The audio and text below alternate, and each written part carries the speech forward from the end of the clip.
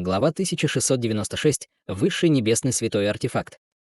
Увидев это, на лице морского монарха появилось свирепое выражение, и он сделал хватательное движение одной рукой, после чего трезубец, который первоначально был привязан к его спине, внезапно появился в его руке во вспышке синего света. Сразу после этого вокруг острых концов оружия появились дуги серебряной молнии, и оно начало излучать чрезвычайно удивительную ауру. «Стоять!» «Брат Ши, стой!» Лю Шуэр и соблазнительная женщина из расы морских монархов воскликнули в унисон. Сразу после этого женщина-морской монарх послала передачу голоса своему спутнику. «Ты забыл, зачем мы сюда пришли? Сейчас не время участвовать в ненужных битвах, у нас все еще есть важная миссия, которую мы должны выполнить». Услышав это, морской монарх замер как вкопанный, а затем послал передачу голоса в ответ. «Мы можем просто выпустить девятиглазого священного кита и с легкостью убить этих троих». Он явно не думал, что трио Ханьли вообще может представлять для них угрозу. Мне удалось убедить девятиглазого святого кита сопровождать нас, но лучше не выпускать его, если в этом нет крайней необходимости. В противном случае, если мы будем слишком часто просить его сражаться за нас, он может пришли в ярость и обратились против нас. В конце концов, в моем теле не так уж много королевской крови, поэтому я едва могу общаться со святым китом. Кроме того, мы можем быть союзниками расы Цзяочи, но мы не прямые враги небесной облачной расы, незачем вступать в такую бессмысленную битву, убедила женщина-морской монарх. Понятно, услышав это, мужчина-морской монарх заколебался. В то же время Лю Шуэр также послала передачу голоса Шикуню. «Брат Ши, нам только что удалось избавиться от этих темных зверей, и мы оба израсходовали много магической силы. Этих двух существ морских монархов определенно нельзя недооценивать. Даже если мы сможем победить их с помощью брата Ханя, мы не сможем остаться невредимыми. Наша главная цель — найти ограниченные руины, так что лучше не навлекать на себя ненужных проблем». Ши Кун с мрачным выражением лица ответил: «Даже если мы не хотим драться, они могут не придерживаться того же мнения. Будь уверен, брат Ши. Позволь мне сначала поговорить с ними, и если они действительно вынашивают дурные намерения и настаивают на драке, нам, конечно, нечего бояться их с братом Ханем на нашей стороне». Голос Лю Шуэр также немного охладился, когда она заговорила. После этого она послала передачу голоса Хань Ли и тоже что-то сказала ему, в ответ на что Хань Ли медленно кивнул, соглашаясь.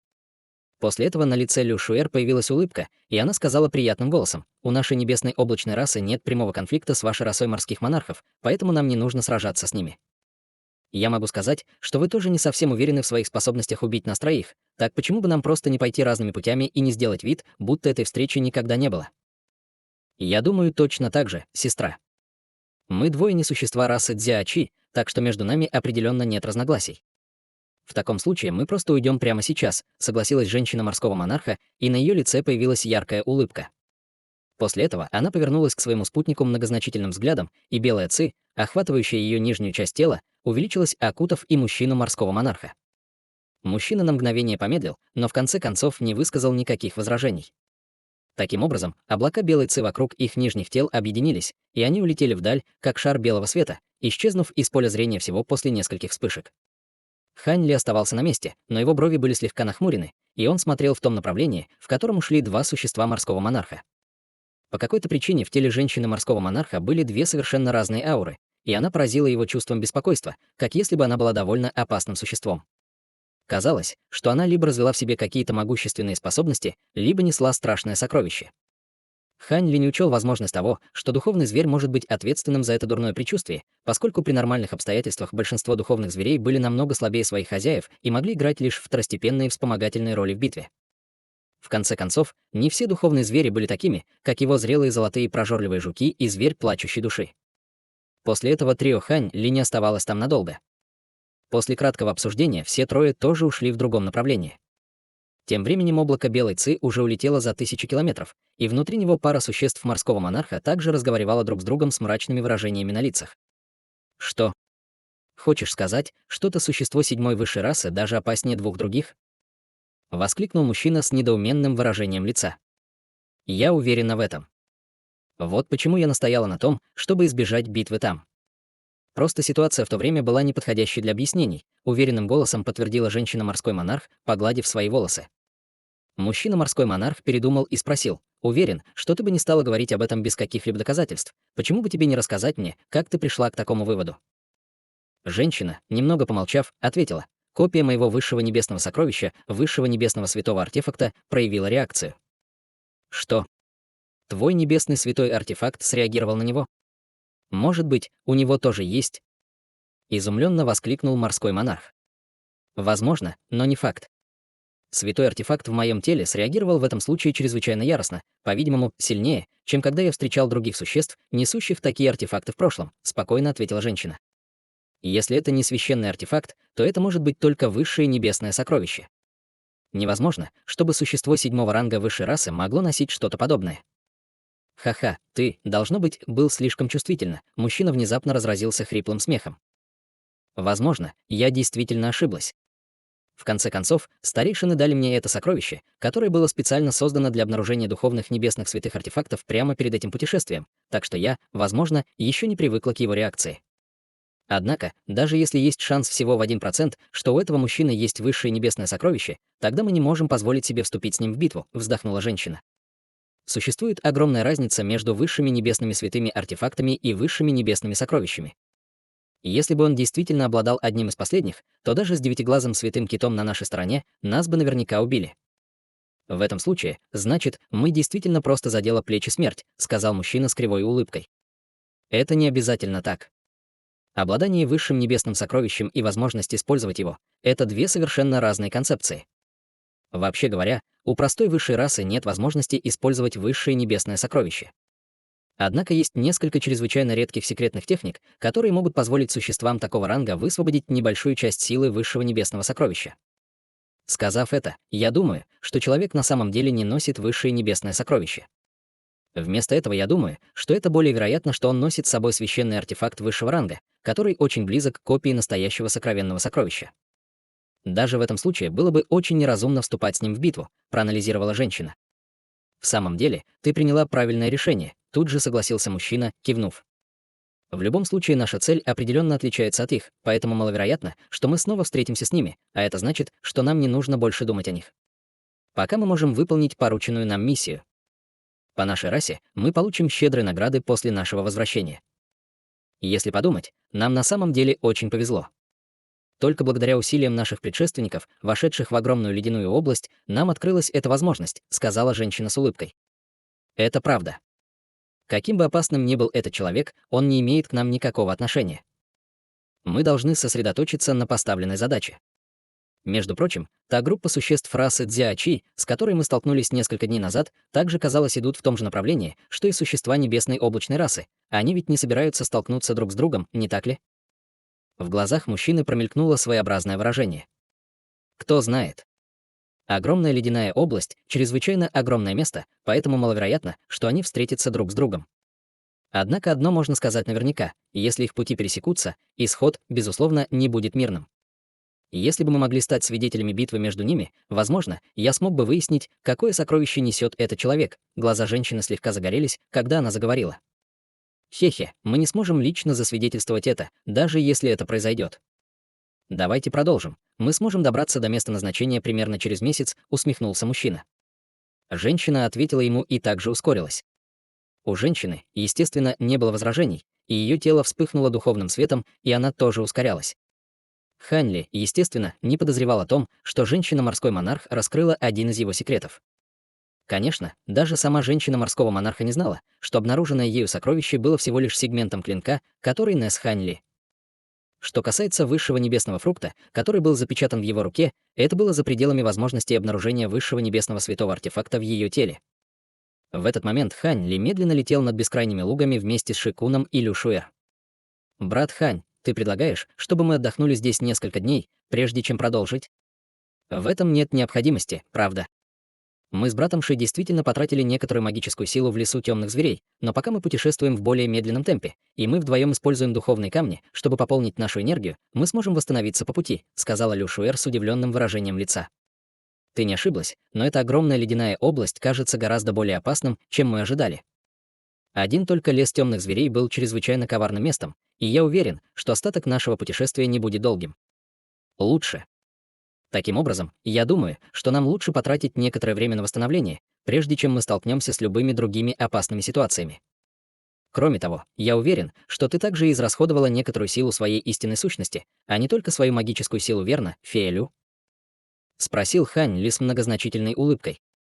Твоя мудрость поистине не имеет себе равных, брат Хань. Просто, если бы мы задержались здесь из-за чего-то столь тривиального, Лю Шуэр начала колебаться. Брат Хань прав, фея Лю.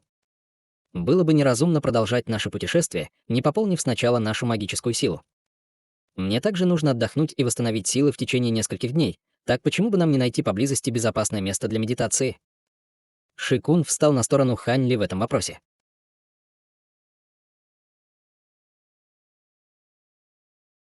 Глава 1697. Опасная ситуация. Лю Шуэр нахмурилась, услышав это, и после долгого внутреннего конфликта, наконец, вздохнула и согласилась с этим предложением. Однако они разошлись с этими двумя существами морских монархов совсем недавно, поэтому, естественно, они не могли просто начать медитировать на месте.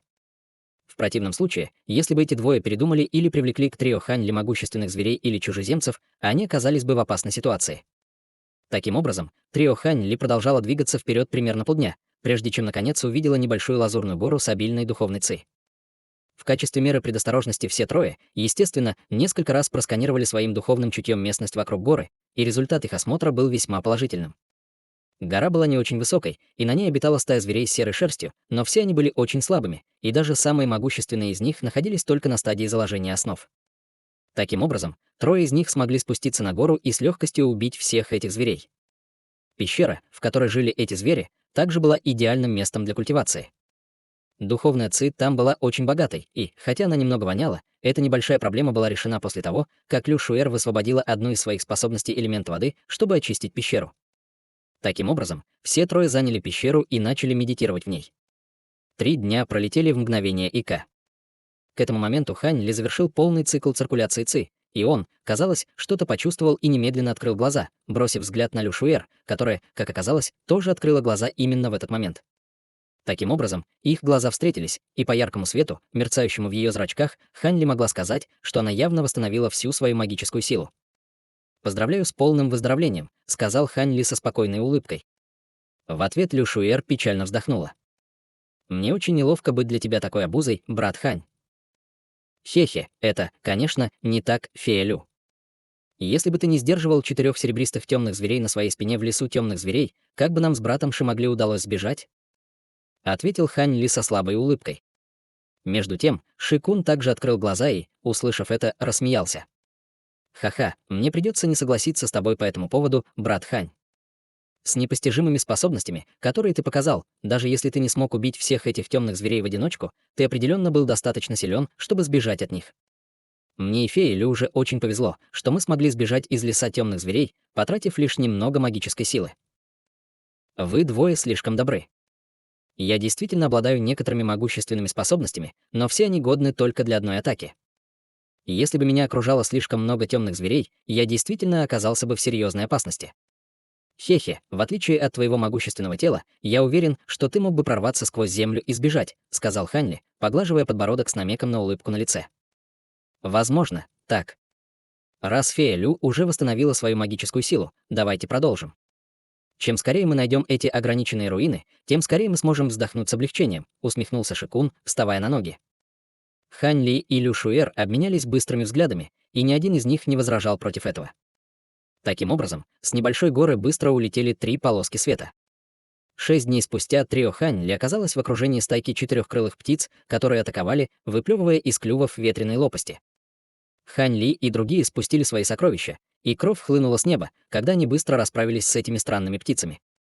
Полмесяца спустя Хань Ли и другие медленно летели вдоль берега озера, которое простиралось так далеко, как могли видеть глаза. Все они затаили дыхание и скрылись как очень слабые тени, летящие по воздуху, не осмеливаясь выпустить ни одну из своих аур. Внизу, в воде плавала группа гигантских существ наполовину лошадей, наполовину рыб. Эти горные существа играли, взрывая столбы воды толщиной, как резервуары с водой, друг в друга, и все столбы воды исчезали среди вспышек синего света при ударе по их телам. Время от времени один из них уклонялся от водяного столба и с грохотом ударялся о землю рядом с озером, оставляя за собой массивный кратер диаметром несколько сотен футов, создавая довольно жуткое зрелище.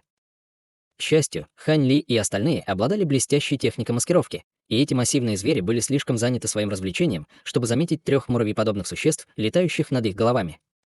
Таким образом, всем троим удалось благополучно перейти озеро. Месяц спустя трио Хань Ли парило в воздухе над мрачными и пустынными равнинами, и они сражались с 4 существами, с головы до ног окутанных облаками черной ци. Бесчисленные полоски лазурного меча ци кружились вокруг тела Ханьли, создавая практически непреодолимый барьер и прорезая черные цепочечные сокровища, используемые двумя противостоящими чужеземцам. Тем не менее, эти цепи сразу же смогли мгновенно восстановиться по воле этих существ, а затем преобразовались в бесчисленные проекции, которые снова обрушили на Ханьли безжалостный шквал атак. Между тем, по всему телу Лю Шуэр мерцало голубое сияние, и она была окутана шаром странной жидкости. В то же время она управляла своим набором коротких серебряных копий, которые окутывали другое чужеземное существо внизу. Однако и ее противник казался довольно сильным. Он управлял странной птицей, у которой было раскаленное черное пламя по всему телу, и эта чудовищная птица неоднократно сталкивалась с короткими серебряными копьями, не падая в невыгодное положение. Что касается Шикуна, желтый свет вокруг него превратился в гиганта ростом 100 футов. Странный слой серого камня с торчащими из него шипами длиной фут покрыл все его тело. Когда он взмахнул кулаками в воздухе, массивные каменные шипы разлетелись по воздуху и взорвались сами по себе, вынудив последнее чужеземное существо отступить. Несмотря на то, что это чужеземное существо явно отставало, оно все еще могло создавать массивные черные щиты с черной ци вокруг своего тела, чтобы сдерживать атаки Шикуна, тем самым обеспечивая самосохранение. Внезапно Лю Шуэр издал настойчивый крик. «Брат Хань, господин даосист Ши, нам нужно поторопиться». Это существа из ночной расы, и они совсем как темные звери в том, что их силы значительно усиливаются ночью. Выражение лица Хань Ли немного изменилось, когда он услышал это, и он бросил взгляд на небо. К этому моменту небо уже слегка потускнело, и ночь явно была не за горами. «Кубку, ты только сейчас об этом задумалась. Разве ты не думаешь, что уже слишком поздно? Еще немного, я собираюсь сокрушить всех вас, существа небесной облачной расы». Один из двух ночных существ, сражавшихся с Ханьли, зловеще захихикал. «Через некоторое время. К тому времени вы все будете стерты из этого мира», — холодным голосом сказал Ханьли. Сразу после этого он резко вытащил из рукава угольно-черную руку и осторожно взмахнул ею в воздухе, мгновенно вызвав вспышку серого света. В то же время Лю Шуэр сделала печать заклинания руками, и за ее спиной появилось серое колесо света. Тем временем Шикун запрокинул голову и издал долгий крик, быстро проводя по воздуху 10 пальцами. Спустя несколько мгновений все трое изобразили массивный серый шар света с бесчисленными рунами, вспыхивающими на его поверхности. Серый шар света тут же взорвался, послав ливень рун, спускающийся сверху, который охватил всю область в радиусе около 500 метров.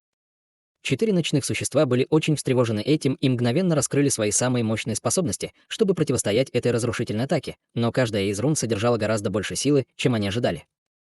После череды разрушительных взрывов 4 ночных существа полностью прекратили свое существование. Только после этого трио Хань Ли убрало свою эссенцию божественного света с улыбкой на лице. 3 месяца спустя Хань Ли и остальные летели так быстро, как могли, над горными хребтами, и тысячи демонических зверей преследовали их по горячим следам. В нескольких километрах позади них огромное пространство серебряного тумана неслось к ним, как массивная приливная волна, и все растения и звери, стоявшие у них на пути, были полностью поглощены, не оставляя за собой ни единой травинки. Через некоторое время все виды зверей и птиц начали в панике спасаться бегством, создавая сценарий, похожий на конец света. Что нам делать? Нас будут преследовать эти серебряные насекомые рано или поздно, если мы продолжим в том же духе. По слухам, эти насекомые столь же устрашающие, как и золотые прожорливые жуки, и они не сдадутся, пока их добыча не будет мертва.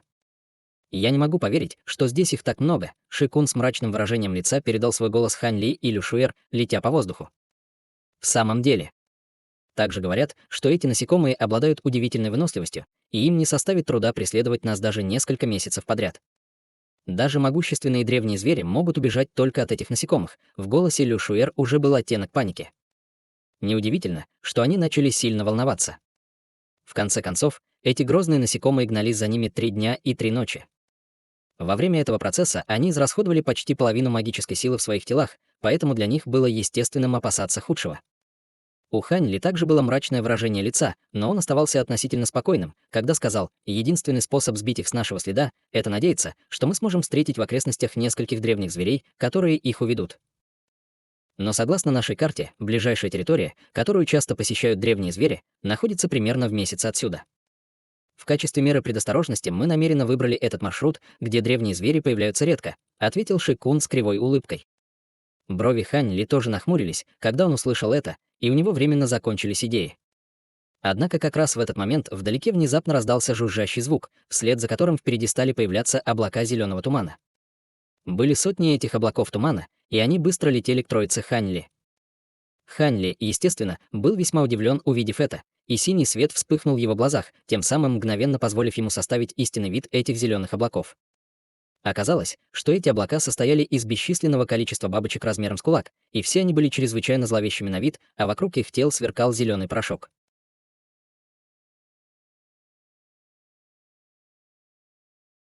Глава 1698. Битва насекомых. Кровавые бабочки. Это наш шанс. Ханьли сразу узнал этих зеленых бабочек, и на его лице появилось выражение экстаза.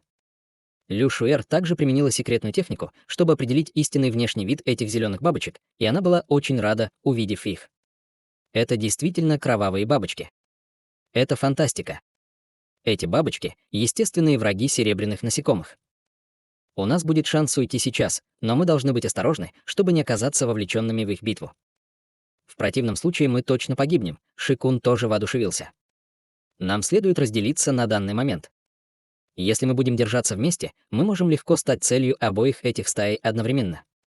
Осталось не так много до ограниченных руин, и к настоящему времени мы все запомнили карту, так что давайте пойдем разными путями, а затем снова встретимся у руин через 2 месяца, спокойно сказал Ханьли. И Ши-кун, и Лю Шуэр слегка дрогнули, услышав это, но первый быстро согласился. Это очень правильное предложение, брат Хань. В такое время, чем меньше цель, которую мы представляем, тем легче сбежать. В таком случае нам действительно следует разделиться, чтобы в первую очередь обеспечить собственное выживание.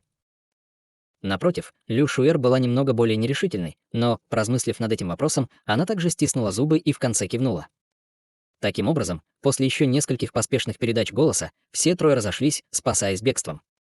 В этот момент зеленые облака вдалеке подошли слишком близко, и даже без использования каких-либо способностей все трое смогли ясно ловить внешний вид этих зеленых бабочек. Большинство этих облаков бабочек немедленно устремились к серебряным насекомым впереди, в то время как несколько облаков отделились от основной группы, чтобы преследовать трио Ханьли, а также всех других присутствующих зверей. Серебряные насекомые также разделились на 2 группы. Увидев это, большинство из них продолжили движение к зеленым облакам, в то время как небольшой серебряный поток разошелся, чтобы выследить остальных. Все звери, спасавшие свою жизнь вместе с трио Ханьли, пришли в неистовство, и многие духовные звери с относительно высоким уровнем интеллекта знали, что у них появился шанс спастись бегством. Таким образом, самые могущественные звери в группе издали несколько громовых ревов, и все другие звери рассеялись по их велению, разбегаясь во всех направлениях. «Вперед!» — проговорил Ханьли, и позади него грянул гром, знаменуя появление его грозовых крыльев. Он нежно взмахнул крыльями, и его тело полетело по воздуху лазурно-белой нитью.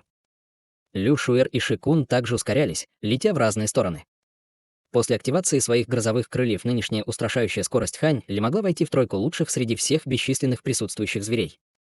После нескольких вспышек он оставил всех остальных зверей далеко позади и убежал вдаль в мгновение ока. Только тогда он повернулся, чтобы бросить взгляд за спину, и от вида, который его встретил, пробежал по его спине холодок. Недостаточно быстрые звери были сметены между 2 армиями насекомых, мгновенно затопившись зелеными облаками и серебряными волнами. У этих зверей не было даже возможности издать ни единого звука, прежде чем они были стерты с лица земли. После того, как 2 армии насекомых были покончены с ними, не осталось ни единого куска их тел. Как только зеленые облака и серебряные волны собирались столкнуться, зеленые бабочки внезапно замедлились в воздухе и яростно взмахнули крыльями. Порывы зеленого ветра тут же были захвачены, а затем обрушились прямо на рой серебряных насекомых. Раздался громкий визг, и многие летающие насекомые размером всего несколько дюймов вылетели из серебряных волн. Затем несколько зеленых облаков пронеслись вниз, чтобы поглотить этих серебряных насекомых, и когда зеленые облака снова рассеялись, серебряных насекомых нигде не было. В его глазах вспыхнул синий свет, и он сразу же увидел ход битвы. После пожирания серебряных насекомых на телах многих кровавых бабочек появились багровые пятна. Несмотря на мощь ядовитых ветров, которые выпускали эти бабочки, серебряных насекомых было просто слишком много, чтобы с ними справиться, а многие из более сильных насекомых даже обладали определенным уровнем сопротивления их яду.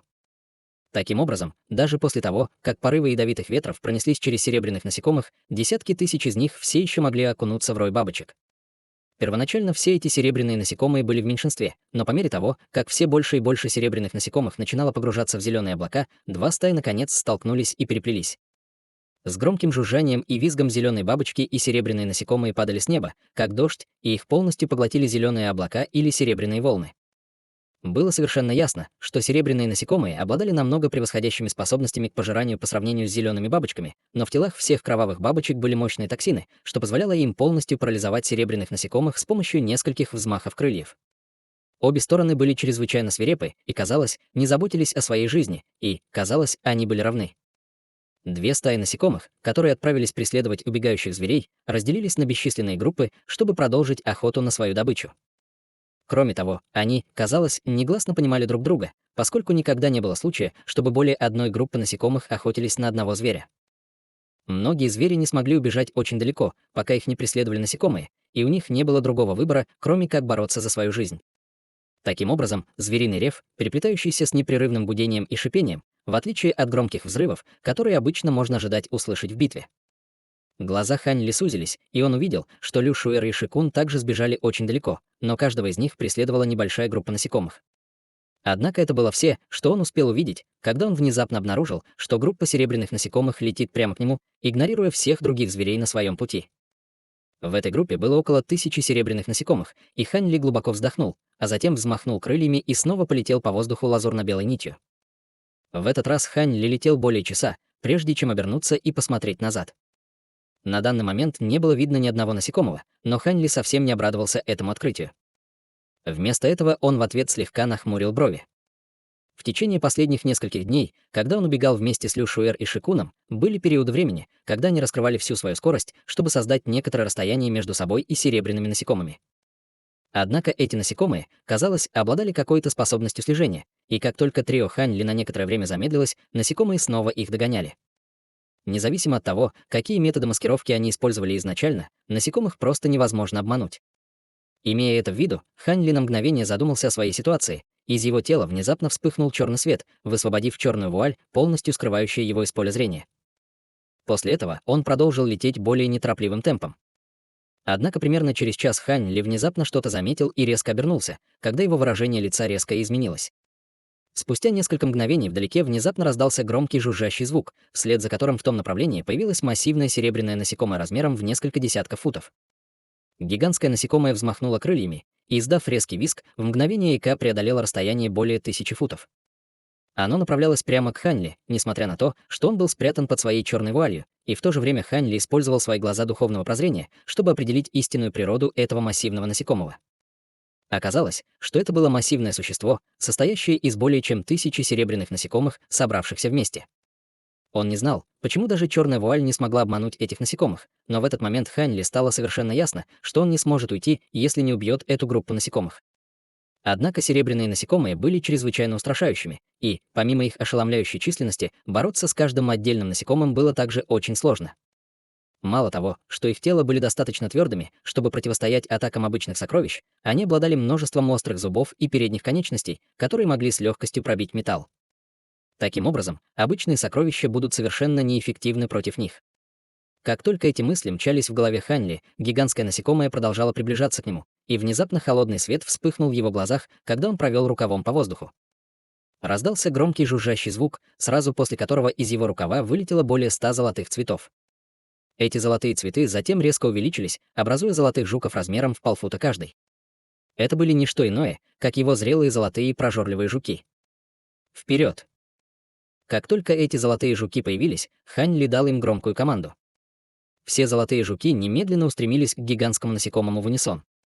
Грозное гигантское серебряное насекомое внезапно вздрогнуло при виде этих зрелых золотых прожорливых жуков, а затем издало пронзительный визг и, развернувшись, бросилось бежать, спасая свою жизнь.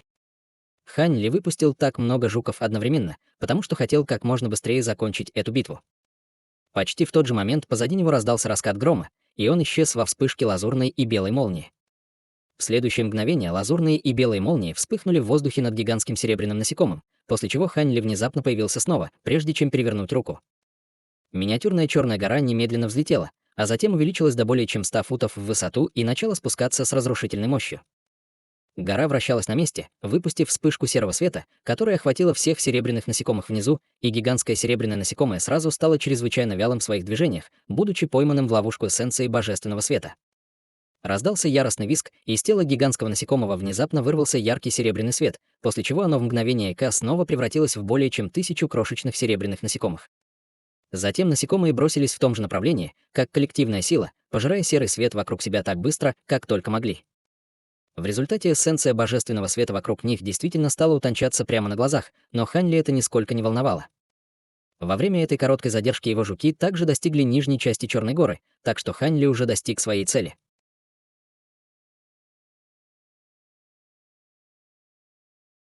Глава 1699. Марионеточная молниеносная птица.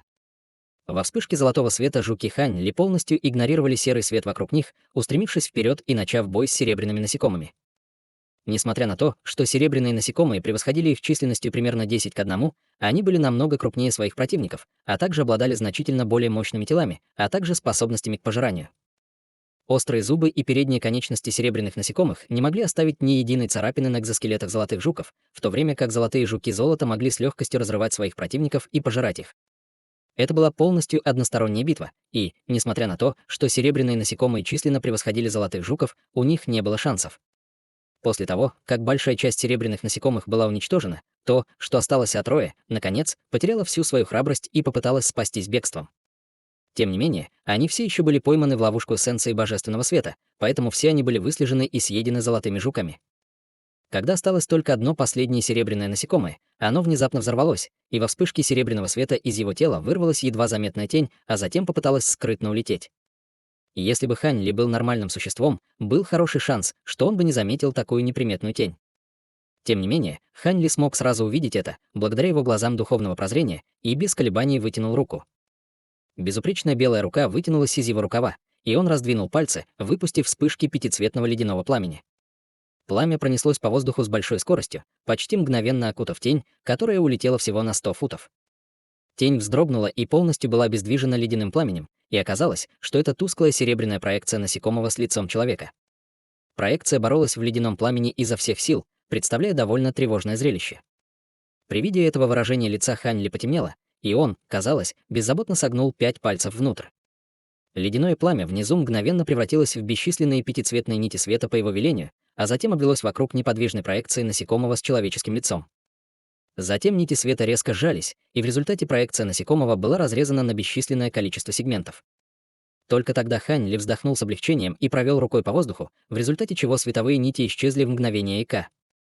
Затем он быстро указал пальцем на рой жуков внизу, и они снова превратились в золотые цветы, вернувшись в его руках.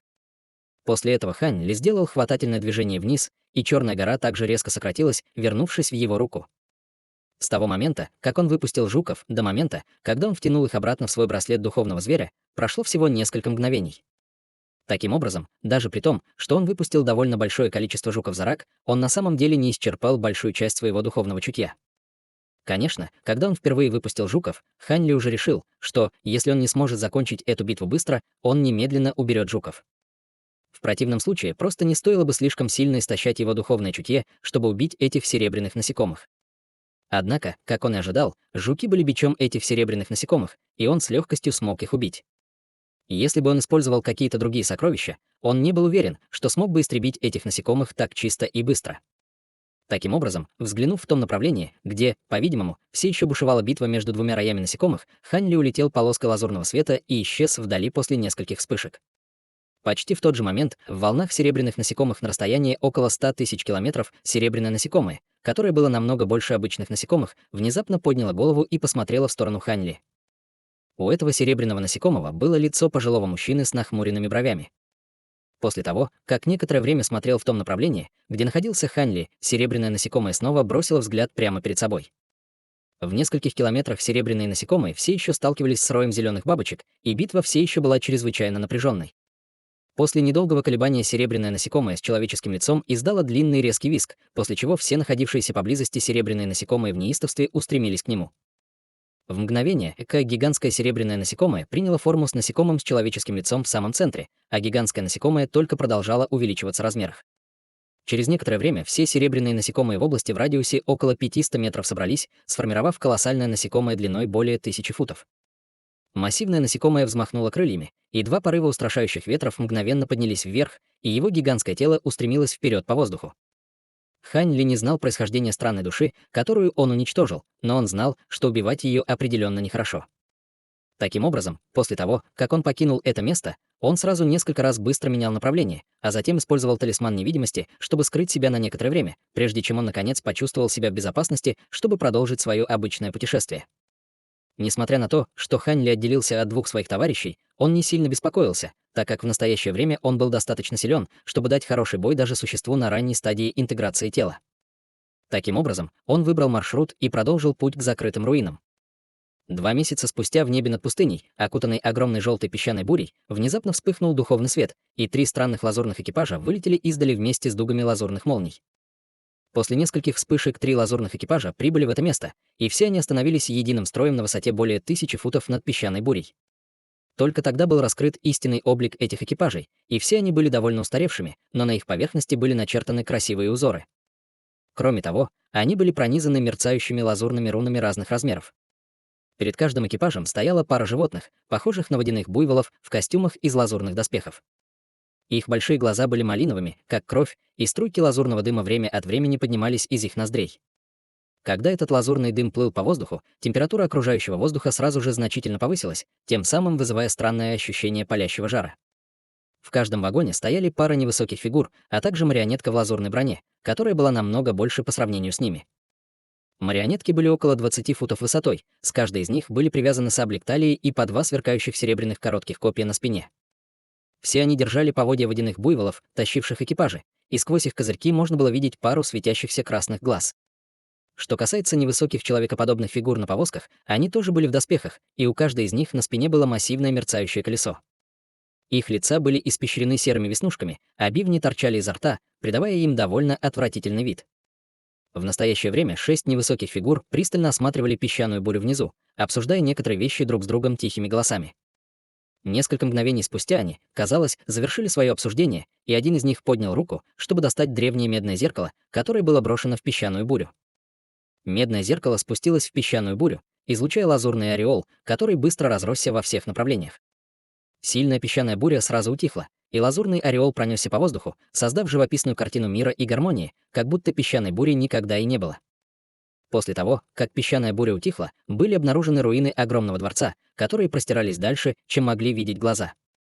Все невысокие фигуры обрадовались, увидев это, и перекричали друг друга, прежде чем немедленно приготовиться броситься вниз в экипажах. Однако именно в этот момент в далеком небе внезапно раздался раскат грома. С раскатом грома вдали внезапно появился шар лазурного света. Затем шар молнии пронесся по воздуху, преодолев расстояние в несколько тысяч футов всего за несколько вспышек, и в мгновение ока приблизился к 3 экипажам. 6 невысоких существ были весьма ошеломлены этим развитием, но в то же время они также смогли ясно увидеть то, что было внутри лазурного шара молнии. Это была гигантская марионеточная птица, длина которой превышала 200 футов, и, судя по внешнему виду, это была широко известная молниеносная птица. Однако, к их большому удивлению, марионетка была сильно повреждена, лишившись большинства перьев и даже одного из когтей. Несмотря на это, вокруг тела птицы все еще оставался слой ослепительных лазурных молний, создавая очень устрашающее и пугающее зрелище. Сердца 6 низкорослых чужеродных существ зашевелились, увидев это, и одно из них немедленно издало долгий крик. Сразу после этого все 3 экипажа в унисон ринулись к гигантской марионетке 3 полосками лазурного света. Перед тем, как войти в контакт с марионеткой, 3 огромных марионетки в лазурных доспехах одновременно взмахнули поводьями, и 6 буйволов одновременно испустили громовой рев, а затем открыли рты, чтобы изгнать вспышки лазурного пламени, которые образовали грохот. Море огня. Почти в один и тот же момент 6 инопланетян издали тихие крики в унисон, и серебряные колеса на их спинах сразу же взлетели. Затем эти колеса резко увеличились в размерах, образовав 6 ярких лун, и они устремились к марионеточной молниеносной птице, словно они угрожали разрезать ее тело на куски. Серебряный свет вспыхнул в глазах марионетки, когда она увидела это, и лазурные дуги молнии вокруг ее тела увеличились примерно вдвое, пока она протянула единственный оставшийся коготь. Огромный лазурный коготь сразу же появился высоко наверху, затмевая все небо, когда он с грохотом рухнул на 3 экипажа. Марионетка совершенно не обращала внимания на приближающиеся к ней серебряные луны и лазурное море пламени. Это стало большой неожиданностью для 6 чужеземцев, и в результате они почувствовали легкую панику. К счастью, 6 из них много раз сражались бок о бок, что позволило им развить образцовую командную работу и химию. Один из них издал громкий крик, и все 6 поспешно скрепили руками ручные печати, а затем последовательно указали пальцами в небо. 6 лун немедленно испустили громкий жужжащий звук, прежде чем приблизиться к гигантской лазурной проекции когтя. Затем они объединились в один, чтобы сформировать массивный диск диаметром более 100 футов, прежде чем устремиться прямо вверх. Гигантский коготь и диск с грохотом столкнулись, и лазурный и серебряный свет переплелись друг с другом. В этот момент лазурное пламя охватило и марионеточную молниеносную птицу, столкнувшись с защитными дугами лазурных молний вокруг ее тела посреди цепочек глухих раскатов грома.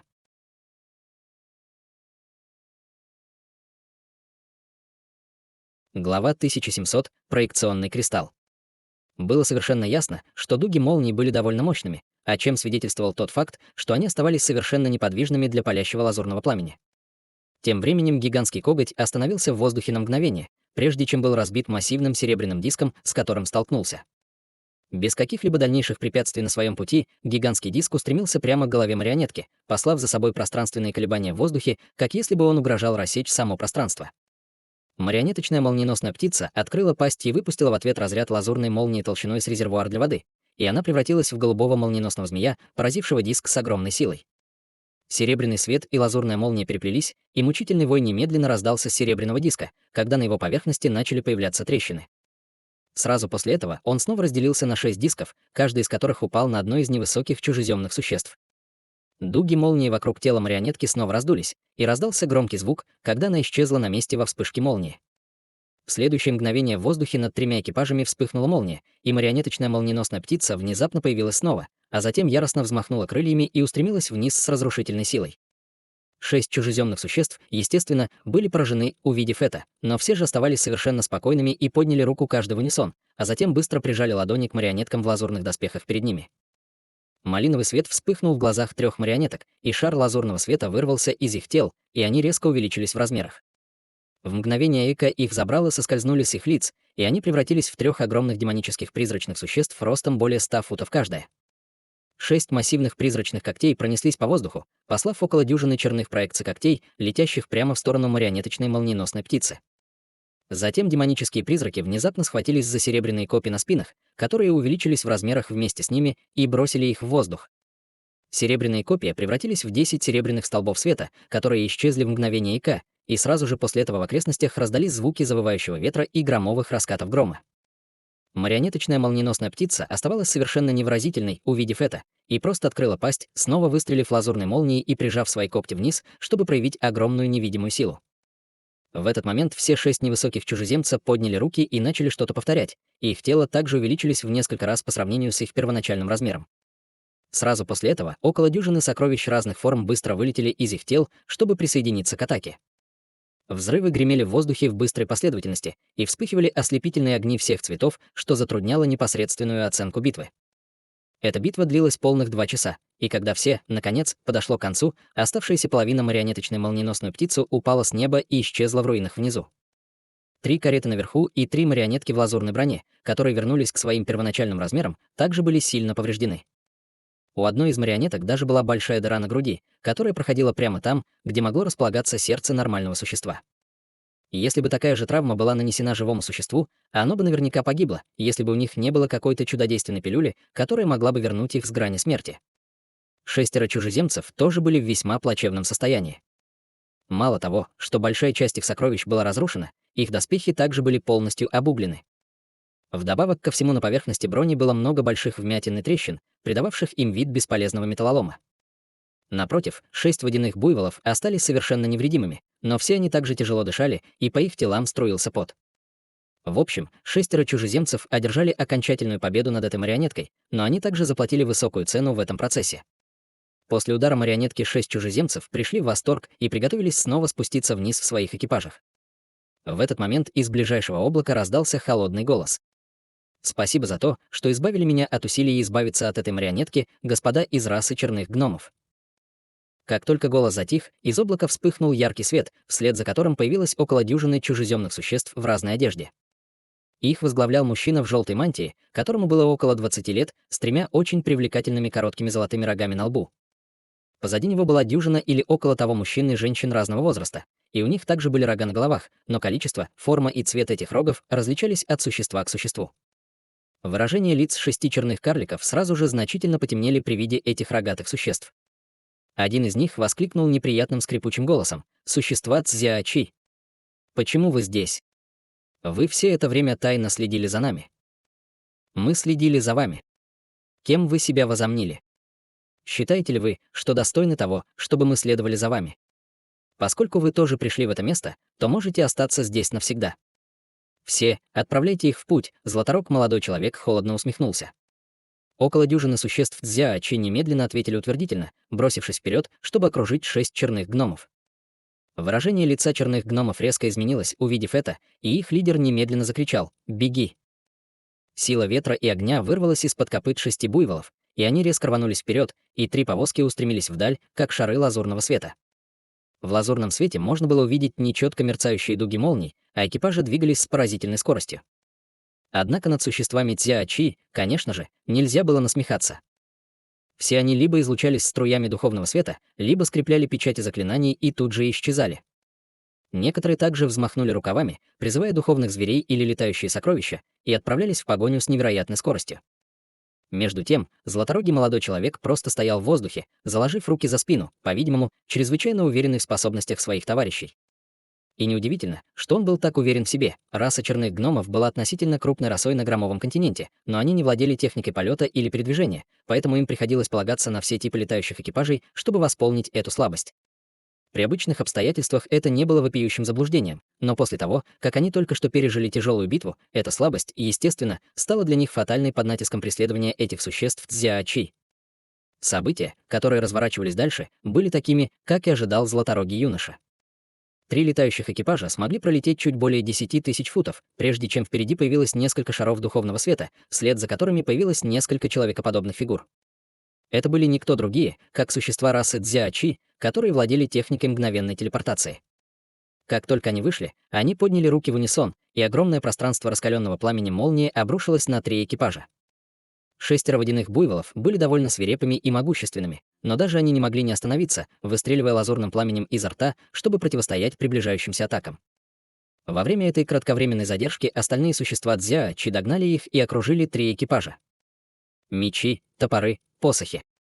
Сокровища всех типов вылетели из тел этих существ Цзяочи, превратившись в полосы света, спустившиеся сверху. 6 черных карликов в экипажах пришли в отчаяние, увидев это, но даже в этом случае они все еще не хотели сдаваться без боя. Таким образом, все они издавали громкие крики, возлагая руки на сильно поврежденных марионеток в лазурной броне, снова превращая их в гигантских демонических призраков. В то же время все они в унисон сделали печати заклинаний, и они также резко увеличились в размерах, в то время как колеса на их спинах также полетели вперед, чтобы бороться с приближающимися атаками. В своем отчаянии 6 черных карликов смогли выстоять против существ Цзяочи, и оказалось, что они были достаточно равны. Однако обе стороны знали, что это бесполезная борьба. Как только существа расы черных гномов исчерпают всю свою магическую силу, они немедленно будут поражены и убиты своими противниками. Однако они не знали, что некто находился в полуразрушенном павильоне в нескольких сотнях километров от них и осматривал их с помощью странного сокровища. Это сокровище представляло собой полупрозрачный белый кристалл с изображением, воспроизводящимся на его поверхности, и это изображение было ничем иным, как изображением битвы между существами Цзяочи и существами черных гномов.